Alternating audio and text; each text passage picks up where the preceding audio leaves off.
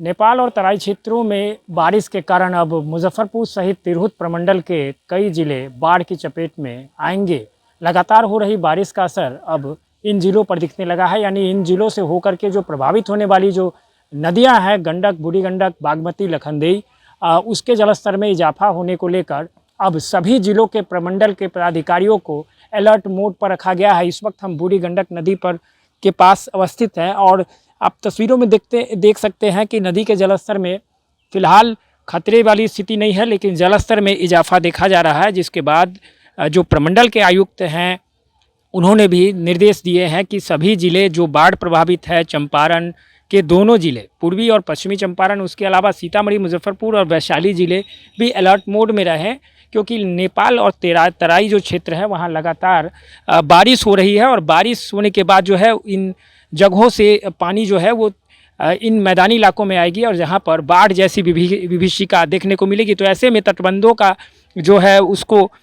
ठीक करना, उसके अलावा जो सेडिमेंट है, जो बोरियां हैं, जो तटबंधों को सुरक्षित रखा जाता है, वहाँ पर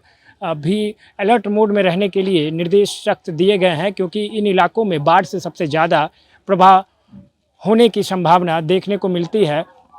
तो मुजफ्फरपुर ज़िले के अलग अलग जो प्रखंड हैं जो बाढ़ की चपेट में आते हैं, वहाँ पर भी बाढ़ का खतरा बना हुआ है, क्योंकि ये सारे प्रखंड जो है बाढ़ से प्रभावित माने जाते हैं और जलस्तर में इजाफा होने के साथ ही बाढ़ की स्थिति बन जाती है। आमतौर पर जो मैदानी इलाकों में बारिश होती है उससे बाढ़ का खतरा कम रहता है, लेकिन जिस प्रकार से नेपाल और जो दूसरे पहाड़ी क्षेत्र हैं, जो तराई क्षेत्र है, वहाँ पर जलस्तर में इजाफा होता है, यानी वहाँ पे पानी ज़्यादा होती है, बारिश ज़्यादा होती है, तो ऐसे में बाढ़ का खतरा एक बार फिर से मंडराने लगे हैं, जिसको लेकर ज़िला प्रशासन, जो सभी ज़िलों के प्रशासन है, 6 ज़िलों को प्रशासन है, उनको अलर्ट मोड में रखा गया है। सभी विभागों को अलर्ट मोड में रखा है ताकि वो तटबंधों का और जो प्रभावित क्षेत्र है वहाँ पर जो है अलर्ट मोड में रहकर काम करे, निगरानी करे, तटबंधों को सुरक्षित करने का काम करे, या फिर जो तटबंध कहीं पे अगर क्षतिग्रस्त हैं, टूट रहे हैं, तो वहाँ पर भी निगरानी करके उसको अविलंब ठीक करने का काम करे। इसके अलावा जो राहत का कार्य होता है, जो सबसे महत्वपूर्ण माना जाता है बाढ़ में,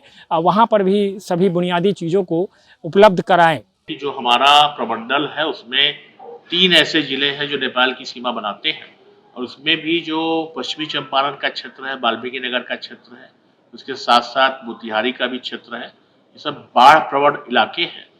इतना ही नहीं, बहुत सारे जो हमारी नदी है बागमती, उसके कारण भी आप देखेंगे वैशाली में भी, गंडक के भी कुछ क्षेत्र ऐसे हैं जहाँ पर प्रॉब्लम्स हैं। तो मैंने इस संदर्भ में जून में ही तटबंधों का निरीक्षण किया था और निरीक्षण के क्रम में मैंने निर्देश दिया था संबंधित जो अपने अभियंता हैं कि जो है तटबंधों की मरम्मत का काम ये लोग प्रारंभ कर दें और तैयारी पूरी कर दें। तो अभी चूंकि जानते हैं कि बिहार में वैसे तो वर्षा जो पात है वो सामान्य से अधिक नहीं है, बल्कि कम ही है, लेकिन चूंकि आप जानते हैं कि नेपाल से आने जो नदियां होती है उसका फ्लैश फ्लड की स्थिति होती है और वह बड़ी ही खतरनाक स्थिति हो जाती है, कभी कभी अचानक हो जाता है। तो मैंने सभी जिला पदाधिकारियों को कहा है, इवन इसको जो है राज्य स्तर पर भी इस प्रकार की बैठक हो चुकी है, जिसमें कि इनको लगातार जो है सभी का निरीक्षण करने और विशेष रूप से तटबंधों का निरीक्षण करने, बैराज का निरीक्षण करने का निर्देश दिया गया है। साथ ही साथ जो बालू के जो बैग्स हैं, जो भी आवश्यकता पड़ने पर जो सामग्री होती है, पॉलिथीन शीट की या जो भी खाद्य सामग्री होती है, उन सभी को तत्काल वैकल्पिक व्यवस्था के रूप में उनका रेट निर्धारण करने के लिए भी कहा गया है। और मुझे खुशी है कि हमारे सभी 6 जिलों में इस प्रकार का कार्य कर लिया गया है। मैं आपको बताऊं कि पूरा राज्य सरकार और विशेष रूप से हमारा जो प्रमंडल है, हम लोग सभी लोग जो है किसी प्रकार के भी बाढ़ से निपटने के लिए तैयार हैं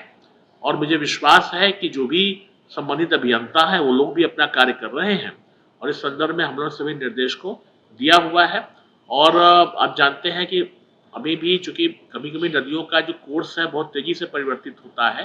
तो हमने ये भी कहा है कि स्पॉट पर भी जो कटाव रोधी जो सामग्रियां होती जो यूज की जाती हैं, बैग्स वगैरह, उसको रखा जाए। और मुझे विश्वास है कि हम लोग किसी प्रकार की भी जो आपदा है उससे निपटने के लिए हम लोग तैयार रहेंगे। आपके राज्य की खबरें, आपके शहर की खबरें सबसे पहले जानने के लिए देखते रहें अमर उजाला। चैनल को सब्सक्राइब जरूर कर लें और पाएं हर अपडेट।